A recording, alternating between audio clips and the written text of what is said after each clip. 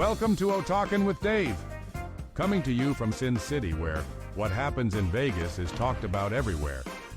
Put your hands together for the pastor of positivity whose glass is always at least half full. Here's Dave. Hey, how we doing out there? I hope you're doing great. I am top shelf, ready to go, and I love our topic today. I love it. The more you embrace this and even practice, come on, practice. I hate practice. However, it will prepare you. And today we are talking about triggers. Installing the right triggers before life demands them. So when most people hear the word trigger, that's a negative thing. That's negative. Oh, I was triggered. They triggered me. They didn't really know how to push my buttons. But see, I think we've been thinking about triggers all wrong. The whole woke movement and all the different things. Oh, I'm triggered. It's a shield or a sword or whatever.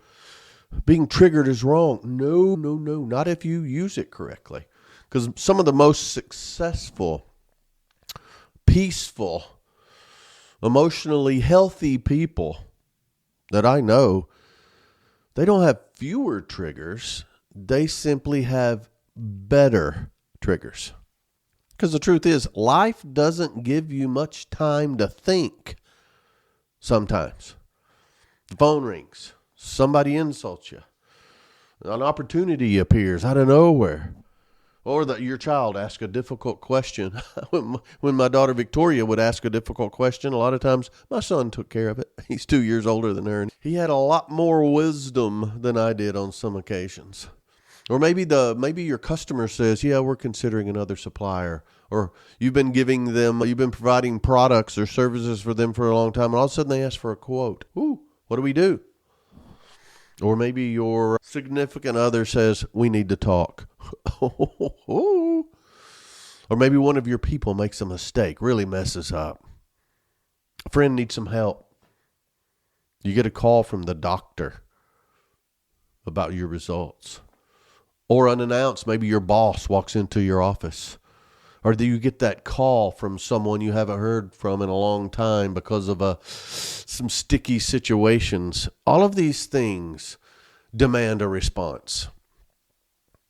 Triggers can help us with that. So that's what we're going to talk about. Because a lot of times that first response, it determines everything that follows that.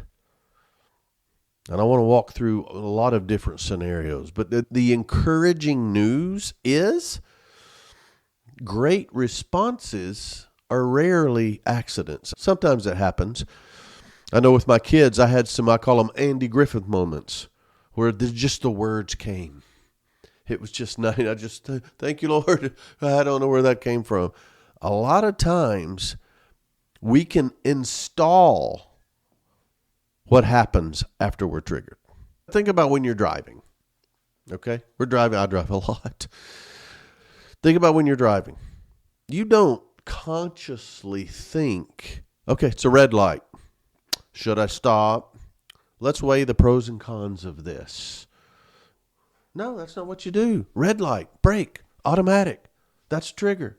You're out driving. There's a lot of driving analogies. If it's raining, okay, it's going to take a little longer to stop. Should something happen, you see those brake lights, you've already prepared for what might happen, and then you react to that trigger.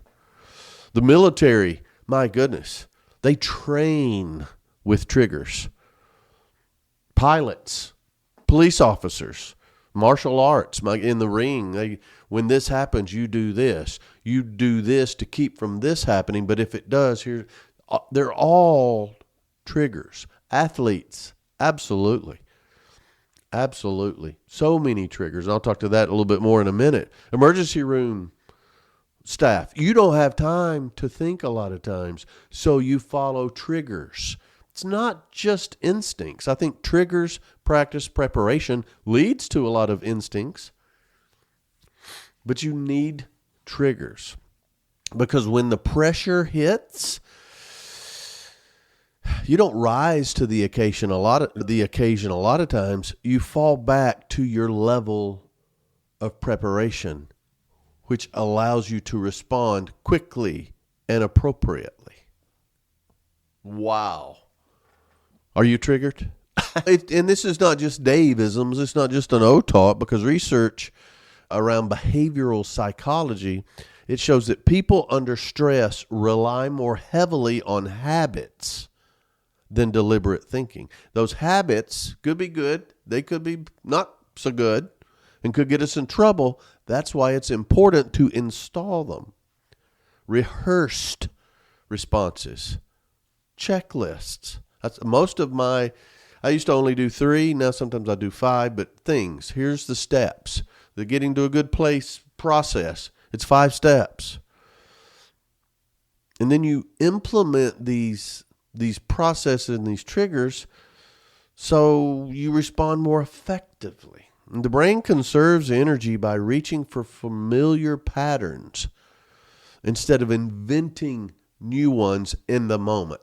Now, an example of this, and it's really, I respect it a lot, comedians who do crowd work, they have a lot of responses. They automatically say this. They say that, I'll say this. That gets a laugh. We do that. Then occasionally they get shocked and they respond. And sometimes they respond well. Sometimes they don't. It's not as funny. If they respond well, okay, let's put that in there. If they don't respond well, then they could think, the next time someone says this, what would be a good response? They load it in the chamber. When somebody says, boom, they respond. It gets a laugh. Okay, that's part of their preparation. And all of this, there's some really good news here, because we can choose our responses based on predictable patterns. People, places, and things are very predictable. So that allows that preparation. You still can have it. It's not boring. You can still ad lib and be very in the moment, which is great. There's a lot of things, though, that in our past prepares us for the future, and then we just do a little planning around our response. The problem is most people don't install intentional triggers. I absolutely do. Do I have them all? Absolutely not. A lot of people just inherit triggers. They inherit them. Somebody criticizes them, they get defensive. Someone disagrees with them, they interrupt or they react instead of responding. Someone raises their voice, they either shut down or raise their voice back. Those are inherited triggers. Maybe an opportunity comes, they hesitate. That hesitation can make all the difference in the world. Or conflict. I see this constantly. When conflict appears, most people either avoid it or don't respond well. But I see a lot of avoidance, and then driving home or maybe laying in bed later, out watering the yard, they just think, I wish I'd have said. You think of the perfect response. We have all been there. The thing is, that's a very expensive sentence. I wish I had said, I should have said this. And you got to analyze it. Okay, I wish I'd have said that. Really? Is that what I should have said? Or think through it. That would have led to this. Or is that the desired outcome? Would that have got me to a better place? Better, not vindictive or all of those things. That's why predictability with your circles, with work, with traffic, with your relationships, it's very predictable. You know people in your life that trigger you. We're going to talk about it. People in your life that deserve a better response. We can do that too. The thing is, I wish I had, or I should have. That's expensive. So let's address it. Let's talk about the different types of triggers, though. There's a bunch. I've lumped them into 5 different categories for today. And the first one, because there's so many that fit into these, the first one would be emotional control triggers. Emotional control triggers. When we set these, it prevents emotions from making permanent decisions. Because so many times our emotions are not the best way to go. Emotions lead to drama, lead to feelings, lead to hurt feelings, or whatever. We need these emotional control triggers because anger is fast. Anger is probably one of the worst emotions, but it's fast. Wisdom usually comes from slowing down a little bit or being ready without getting angry. I knew this was coming. Here's some triggers. Here's how I respond to this person. I may respond differently to someone at work than I do someone at home, than I would one of my children versus my parents, or whatever that situation is. The average emotional reaction lasts only seconds, maybe minutes, but usually seconds. But the consequences can last years. How many times have you heard somebody who's estranged, or there's a battle, or there's a feud because of something somebody said? Emotional. They got emotional. And you can't get that genie back in the bottle very easily. You can't unring that bell. Example, when someone says something offensive, your trigger becomes, okay, I'm not just going to snap back. I consider myself a pretty good counterpuncher. And by good, I can respond. Somebody's sarcastic or snippy. Oh, please, bring it. I will be sarcastic and snippy back. A lot of times, it's almost like in a fight, the first punch never gets caught. The one who retaliates gets it. Same way with that. Somebody says something offensive. Okay, I'll tear your little playhouse down. I'm the only one that they heard or that they remember. So to condition myself when someone is offensive or tries to embarrass me or put me in my place in public, that trigger, I can feel my heart beating in my temples or in my neck. The trigger is, when this happens, all right, let's just pause. Let's just breathe. And then one wonderful tactic that I have learned is just ask a question. Instead of defending yourself, instead of lashing back, instead of, oh yeah, or your mama. Yeah. Do that. Pause. The pause is always great. Pause. Because.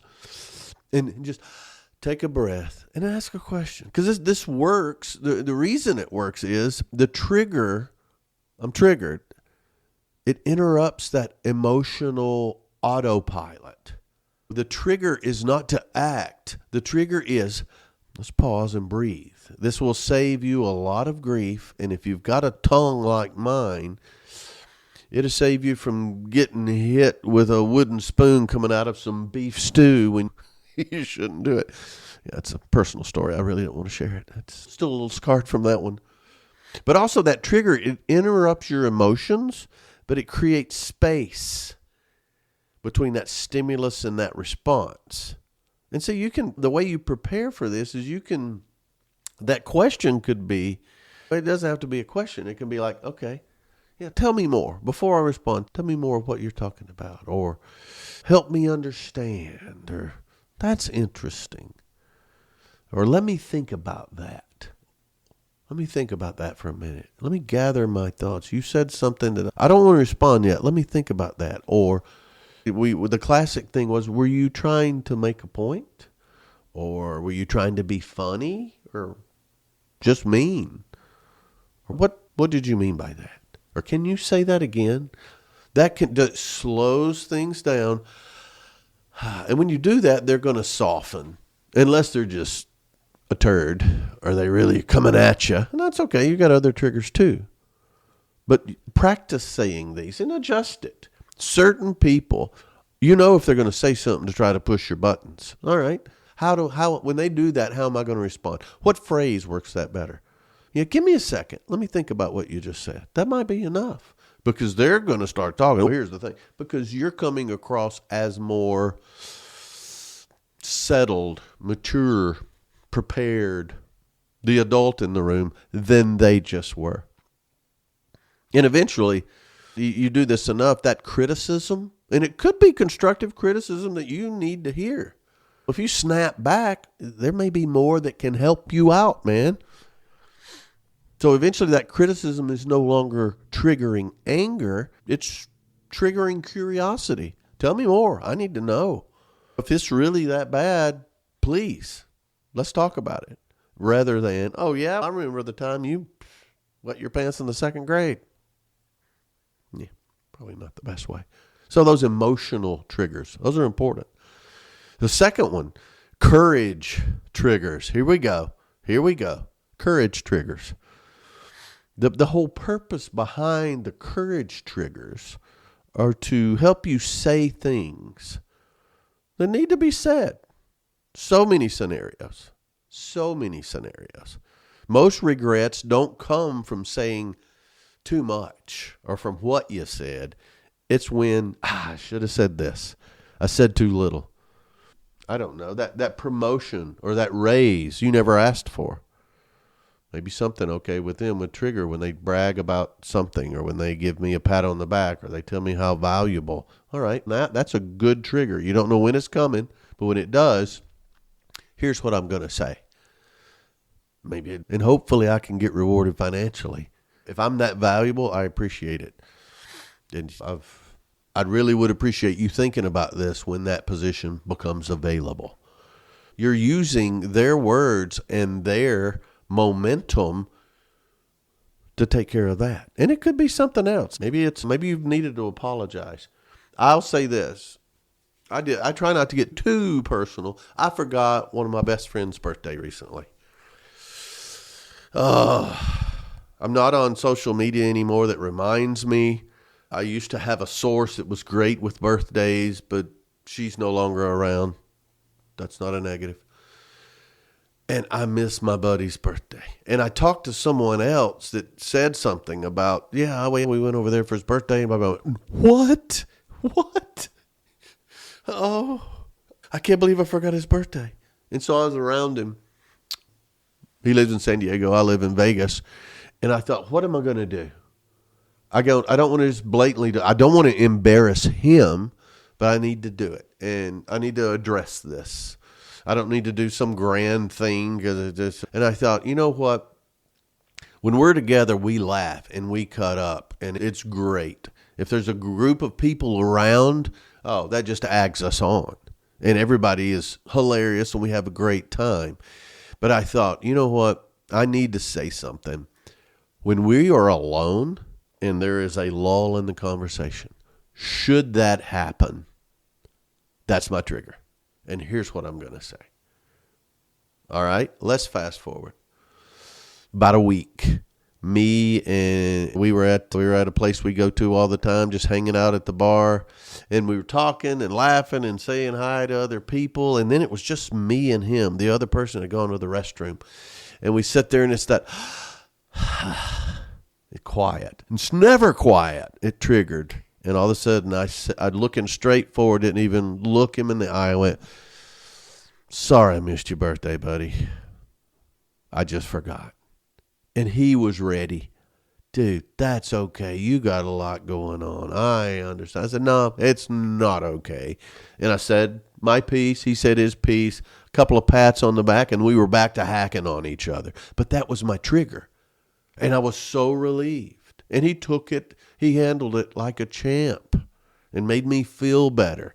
But that was a trigger of something I needed to say. And I'm not fighting a war here. I call it a courage trigger, but I needed to say that. Very simple. There's so many others. Yeah. But that apology is the one that I needed to get out. Or maybe it's a thank you. I don't know.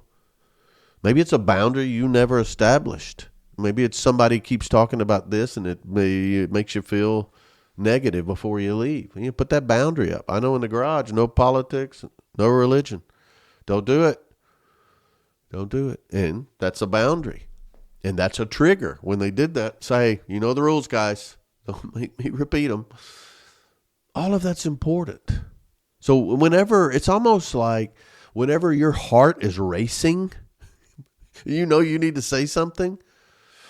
Your heart races before you speak. Say it anyway.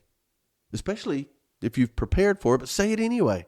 It can be just a hold on a minute. Don't be rude. Don't be emotional. Just be honest. Here's where I am. I'm uncomfortable with this. I don't know what I think about this, but I know I'm not really comfortable with this conversation or the way you're treating me or the way you're treating them. Stand up. You can sort it out later, and you'll get better at it over time. And one way to do this is just think about it now. You may be driving or whatever. You got a pen and pencil handy. Just one way to prepare for these courage triggers is jot down 3 conversations you've been avoiding. Think about that. 3 conversations you've been avoiding. Home, work, play, with your buddy, with your boss, with your significant other, with that friend. There's so many. Maybe you're worried about them. Maybe they're worried about you. And here's the thing. Those conversations, just jot it down. Now, what I would love for you to work on is just the opening sentence. Now, it wasn't life-changing. I forgot my buddy's birthday. That was my opening sentence. Sorry, I forgot about your birthday, buddy. That's it. And the rest just took care of itself. But I addressed it. It was there. It was controlled. Yeah. That first sentence is the hardest because that's the courage part. You got to get that out to get to the rest. Family's really tough with this. You've got strong personalities. You've got legacies. I remember in the Baptist church, when a charter member, I heard that till I was blue in the face. A charter member, that meant somebody had been around since the church started. Usually, you didn't have that many around, but if they did, when they spoke, that had more weight than everybody else's. Well, sometimes, just because you've been doing something for a long time doesn't mean you're good at it. Just because you're old doesn't mean you're wise. And sometimes it takes courage to have a different point of view. So practice that first sentence, and that'll help you with your courage triggers. I guarantee it. Okay, that took courage. Thank you.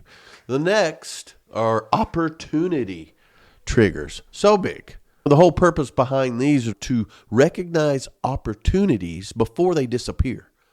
Sometimes they happen very quickly. They're come and gone. Sometimes they hang around a little bit longer, but if you don't answer that door, that person's not going to keep knocking. And you need this because opportunities, a lot of times, they don't announce themselves. Boom, there they are. They look like it could be a conversation. It could be an introduction to somebody you don't know, and all of a sudden they're there, and you find out, oh, could be a good person to know. Oh, it could be an attractive person who finds you attractive all of a sudden, and now what are you going to do? It's an opportunity. Could be a problem. A lot of times it will be a problem. It will be a problem. Maybe it's a complaint you need to address. Or maybe it's a question that you may or may not have a good answer for. You can help with that. Yeah. So the trigger, when somebody says, we're struggling with this, your brain immediately goes to, especially if in business or somebody you really want to help, you go with, okay, we're struggling with this. Okay, hey, how can I help? Yeah. In business, it's not what can I sell, it's how can I help? You need to be prepared too, because that's going to lead to when they tell you, and that's a lot. That trigger is you work through that. How do I answer these things? In business, we prepare for this stuff. With family, I know with friends, it's friends or peers or people that we love. We want to help. We want to help. And it's easy. How can I help? What can I do? You're having struggle? Okay. And maybe it's relating a little bit. Wow. Maybe you struggle with that too. Don't make it about you. Maybe have a friend who struggled with that same thing. Don't make it about them, but use that as a foundation for when they say, when you say, how can I help? And they tell you, now you have more of a foundation. My granddad said, Papa always said, you don't have to say everything you know. But the thing is, way to prepare for these, become intensely curious. We're having trouble with this. Okay, tell me more. One of the best lines I ever came up with in debugging problems and saving time when somebody comes to me with a challenge, it's, what have you tried that hasn't worked? If it's breaking into a customer, if it's selling a product, if it's addressing strong personalities at home, work, or play, what have you tried that hasn't worked? Because problems create opportunities. You work through a problem, it will create an opportunity. That's why we should not run from them. And opportunity triggers are a fantastic way to enhance and build and grow, become closer, and create a bond that's long-lasting. Homework or play. Okay?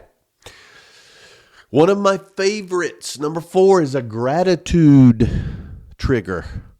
Love it. One of the main reasons is because to keep negativity from becoming your default setting. We talk about default face. You got joy in your heart. Maybe your heart needs to talk to your face. The trigger, the gratitude trigger, keeps you from defaulting to the negative. Oh, I see it all the time. All the time. And I've tried to work with people, a lot of different personalities. You have to work with them in different ways. But our brains, we've talked about it, naturally remember criticism more than a compliment. It's just natural. It's the way it's wired. Without intentional gratitude, negativity wins by default. Automatic. Tie goes to the runner. Intentional gratitude. That, my goodness, those 2 words are so important. So every time you sit down for dinner, think about it. Name one good thing. Name one good thing. Oh, this looks great. Oh, this smells fantastic. Or maybe you say something, oh, after a day like today, it's been so good. I didn't think it'd get much better, but my goodness, look at this. Thank you so much. I appreciate this. Look at all this food. I've been waiting for this dish for so long. This dish reminds me of my grandmother. And blah. There's so many things. Every phone call with family, friends, whoever, express your love. Express appreciation. Share the laughter before you hang up. And if it's a heavy call, there's nothing to be happy, jovial, giggly about. Before you hang up, it means a lot to me that you would share this with me. Or it's a tough time, but we have so much love for each other. We're going to get through this, and I'm thankful for you. You can say that at anything, and that, what a way to end a call. Or at work, a successful project. Celebrate. Take a minute and celebrate. Maybe the project's not over. Maybe it's a step. Maybe one person stepped up. Recognize them. Celebrate it. There is always something to celebrate. Always. And the way you prepare for this is just make it a habit. Make gratitude a habit and attach it to your existing behavior. Smile. Thank you. When somebody says thank you, you are welcome. What we learned when we were kids. It's a beautiful day. I'm so thankful. I'm so glad you guys are here. I'm so glad I got to share this with you guys. And just, I'm in a band, and we just got back from Sturgis, and every little thing, every little person, every person that helped us, the staff, we didn't have to ask for anything twice, but I heard my group, and I was so proud of them. And it's not my group, it's our group. But every time somebody did, thank you so much. Oh, that looks great. I would have never been able to do that. Oh, I asked you for this, and man, you knocked it out of the park. It's just part of how we operate. So when somebody's waiting on your table at a restaurant, thank you so much. They may be having a horrible day. You got a turd over here at another table that's not being nice, or kids spilling stuff or whatever. That extra bit of gratitude from you, It's fantastic. And it's good for everybody. The triggers with gratitude are easy, but the rewards are so much stronger for everybody. So I think you know how I feel about gratitude. Okay, the last one I'll talk about, there's so many more. We'll talk about perspective triggers. The purpose of these are to keep small problems from blowing up into emotional extravaganzas. Perspective triggers. So important. Why do you need it? You're going to have a flat tire. Sometime. When? I don't know. Have you ever had one? Okay. No, you're going to have one.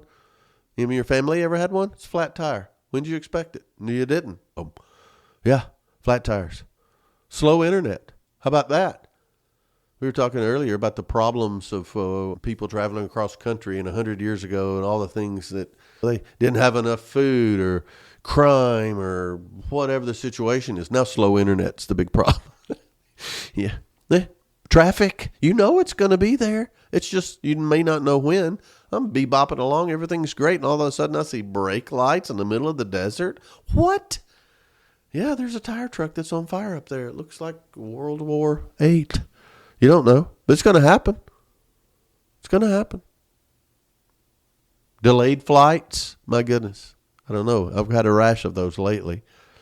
How about people who reply to all? The scourge of the email world. I got to tell you, in Solana Beach, you've got, it's my little town I'm from, and I lived for a while, but you got, the sicklers are taking over. They've taken over a lane. They give them their own. They got 2/3 of either way, but yet that's not enough room. They come over. And don't get me started on those people hanging out in the passing lane. You're not passing. You're obstructing. Yeah, all these. Oh, these irritations. Life contains a plethora of these. And the trigger is whenever something frustrates you. I've gone through a list just now. The line, standing in line. Oh, it shouldn't be a line. It's more of a procession or a parade instead of a line. Standing in line. All these things that frustrate you or me. Just ask a question.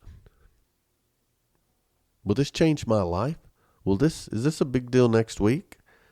Next year? Well, I got trapped on the 5 South after a gig and was trapped on the 5 for 8.5 hours. Spent the night with our singer, James. Had a great time. Slept a little. Prayed that I didn't have to use the bathroom, but 8.5 hours. I was pretty much over it the next day. It was crazy. It's a great story. The thing is, will this matter?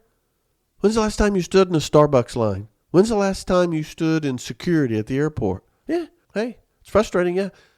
It's not life-changing. You miss your flight, you catch another flight. The guy cuts you off in traffic. I'm just grateful we didn't hit each other. Now, we can bitch about it because it's fun. However, that trigger, perspective triggers, in the grand scheme of things, it's not that big a deal. I spilled salsa on my shirt. I always spill salsa on my shirt. I spill salsa on my shirt when I'm not eating salsa. I don't know how that happened. Perspective? It's amazing. And I don't use that word much. But it is amazing when you use a perspective trigger, how many problems shrink. At least this, or I have this, or what's next. All of these things make a lot of the frustrations of today shrink. And remind yourself. Use a gratitude trigger when you have a perspective trigger. Whew, we're safe. We're fine. We may be a little late. We may not be as early. That's a little shot to my kids. That's what I always say. All those things. But notice it and shrink it. Will this matter a year from now? Will this matter once I get there? Yeah. We need triggers. We need them. Because without them, emotion becomes our decision maker. Fear becomes our planner. Silence many times becomes the answer. Oh, it's not good. And then afterwards, we replay conversations. We rewrite arguments that are never going to happen. And we create the most brilliant responses. We'll lock and load those for later. But we do it all 3 hours too late. It's over. Triggers can reduce, if not eliminate, that whole "I wish I had said." Because you probably already decided what kind of person you want to be. And you get to rethink it and be ready for next time. So the thing is, how do we install these? That's great, Dave. Well, you've raised some riveting points here. How do we install them? Some of it's just you do over time. Anytime somebody says I can't or we can't or we shouldn't, my automatic trigger is not with that attitude. As a matter of fact, when somebody says that in an O-Talk, in a group setting, somebody says the word can't, somebody will usually say before I can, not with that attitude, which is great. It's learned behavior. I remember back at tennis, we would drill like crazy. And the thing is, Larry would say, or coach would say, you do this over and over and you're ready so that when it happens, you don't even have to think about it. You just respond. Just call it instinct, call it muscle memory, whatever. You can do it with tennis. Golf is a great, any sport really. You have that. That's why you practice so much. Comedians with hecklers, they've got their responses. They know what to do. They look for it. It's an opportunity. I even have hecklers from time to time, believe it or not. Road trip traffic. Think about that. Okay, you see a guy coming up from behind and he's weaving in and out, or a guy up front just hanging out in the passing lane, or it starts to rain, or the wind is coming up, something happens. You just naturally, you have these instincts of what to do if you're paying attention, and that is necessary. You need to pay attention. But a lot of these, they're triggers that you install when this happens. It's an if-then statement. When this happens, if this happens, then I do this. So a few ways to do this. I love to attach them to existing habits. You're already doing stuff. Yeah. Every time you buckle your seatbelt, take one deep breath. Okay, that's part of the launch sequence. I remember my mom, before she used to answer the phone, and the phone on the wall with the all mangled cord. Every time, well, the phone didn't ring that often, but when it did, right before she picked up the phone, she would go, she would clear her throat. She would clear her throat, so she's ready. That was just a habit that she did that was installed with what she did, and it prepared her for what? Because sometimes she probably didn't, and she sounded all gravelly or whatever. I don't know. That's one of the things I missed when she wasn't around anymore. The phone would ring at Dad's house, and I was so used to hearing, hello? Just one thing. Every morning, when you're having your coffee, what are you going to do? Add it to it. I'm going to think about this. Who am I going to see? What does my morning look like? What are some possible triggers? You think through it. You review all the priorities. Yeah, I tell you one thing, a good habit to do, a good trigger, smile while you're talking on the phone. They can't see you, but you sound differently, whatever. But attach them to a habit. When I'm driving, I'm going to do this. When I see someone or I pass someone, I'm going to say hi. I'm going to say good morning. I'm going to smile. I'm going to wave. Something like that. Attach that to an activity. Another thing, and I say this, and I don't know how much you do it, my life improved when I started doing this. Write stuff down. I don't care if it's on a sticky note or if it's on your mirror in the bathroom or stick it in your wallet or just notes in the margin, whatever. Visibility creates consistency. That could be that little note, smile. When inside salespeople, smile. Or don't forget to say thank you. Whatever that is, write it down. Think it through, then write it down to remind you. There's no shame in that. No shame in that at all. That'd be great to just leave a Post-it note for somebody, just a word of encouragement, whatever that is. That's going to trigger something in them. One of the things, too, is practice your trigger responses before you need them. professional athletes, they don't practice during the game. Neither should you. Who am I going to see? Who's going to push my buttons today that usually do? Okay, when they do, okay, I know what my response is. Yeah, you can say it out loud. I live alone, so I talk all the time. But part of that, you're ready. You're ready. You already know. You've said it. Those words, saying it out loud. Sometimes you'll have a courage trigger and you won't do it just because you haven't said. Say it. What does it sound like? And when it comes out of your mouth, it's beautiful. So practice them before you need them, especially those courage triggers. And I think a good way to install these in your life is just start small. One trigger. This week, anytime someone says this, I'm going to say that. Anytime I hear can't, I'm going to say not with that attitude. And I've said it to CEOs when I was way down the ladder, and everybody chuckles. But yeah, don't put 20 in. Just one. This week, that's what I'm working on. It's installed. You use it, and it becomes part of who you are. Just one. Think of it. And then a great way to install triggers in your life is when you're looking at your day, think about it. When did I need a trigger today? Yeah, that happened. Man, I was caught flat-footed. Whew. What? That's when you go through, what should I have said? What could I have said? What was an opportunity? So tomorrow, if this happens, when I hear that, here's how I'll respond. It's fantastic. And then maybe in the morning when you're sipping on that coffee, you review that. Yeah.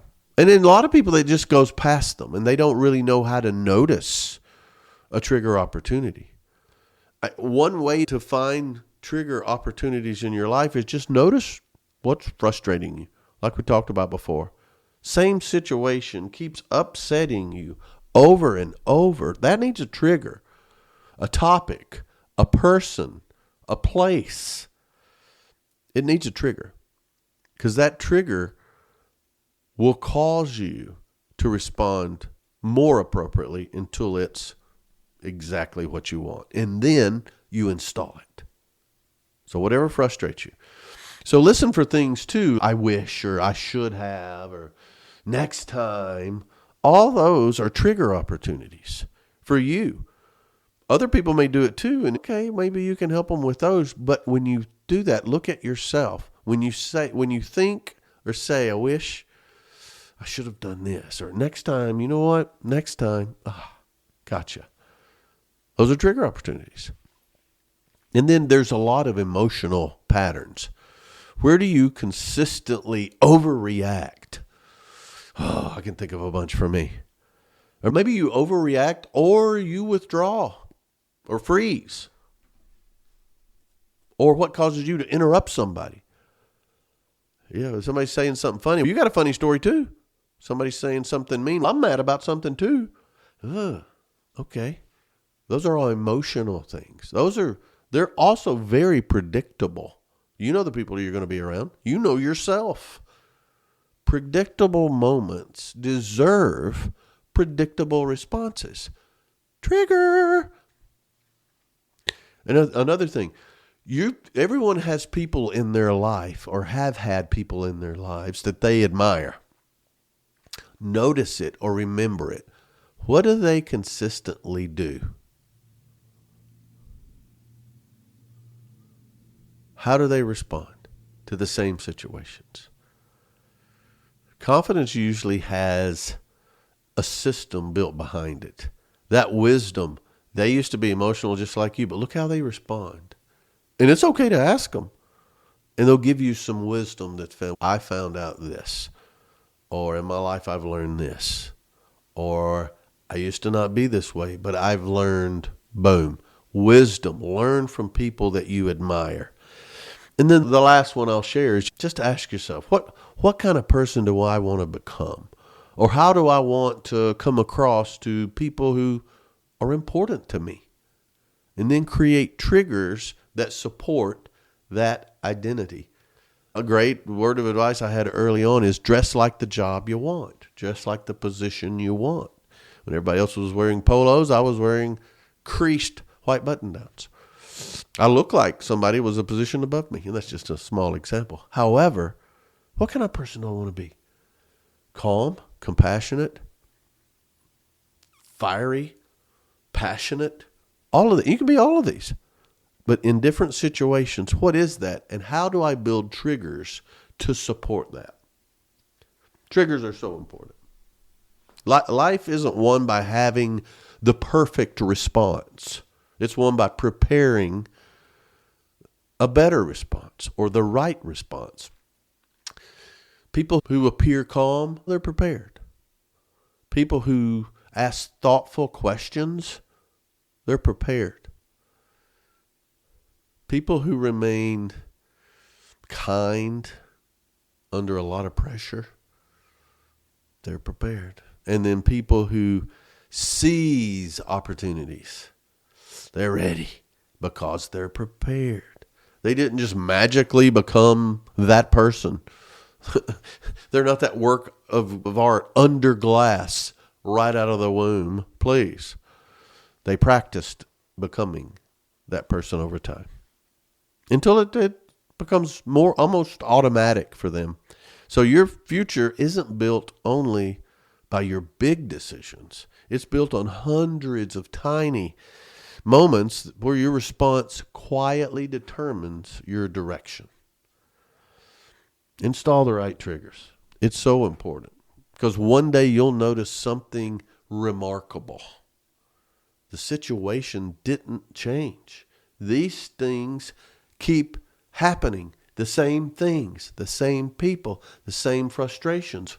What changed? You did because you're prepared. So don't wait for life to decide how you'll respond. Decide now. And let your triggers remind you of who you choose to become. I don't think I can say it any better than that. All right, let me know what you think.